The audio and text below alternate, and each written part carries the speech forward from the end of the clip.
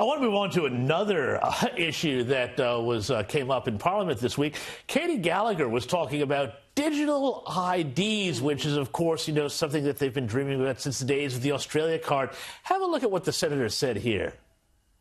I cannot believe that those opposite are going to side with people who are going to pretend this bill is a whole range of things that it absolutely isn't. So when they say it's mandatory, it's not.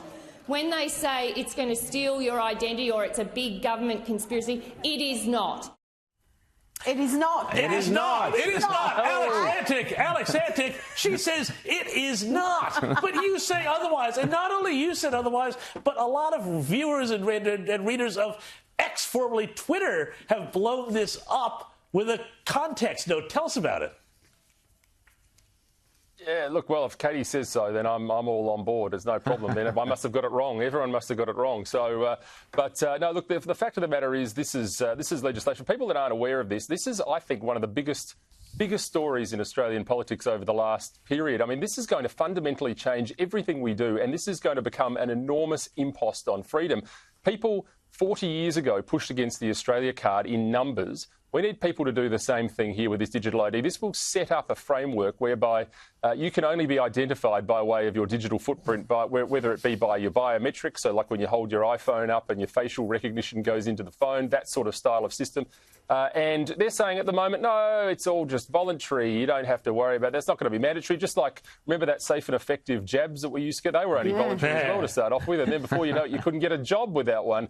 So, I mean, if you believe that, then I've got a nice big wire coat hanger over the Sydney Harbour Bridge, which I'm going to sell you this afternoon. This is going to become fundamental to everything you do in this country, including at some point getting a Medicare number, going to hospital, getting a bank loan.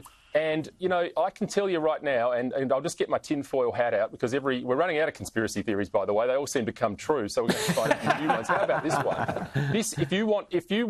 If you want to have a look at what our future looks like, look at the Chinese Communist Party's social credit system and the way they do things over there, because that is the system that is coming to you and us and all Australians as a result of this digital ID system. There will be a time in future where you simply can't get on a plane because your social credit score has dropped because you jaywalked in order to get to the airport and you can't buy a ticket, and your bank account with its digital currency is linked to this digital ID. This is a digital snare trap. It has to be opposed, and I think there is now until the 19th of January to get online, look up the submissions. The government's taking submissions. Australians need to be aware of what's happening.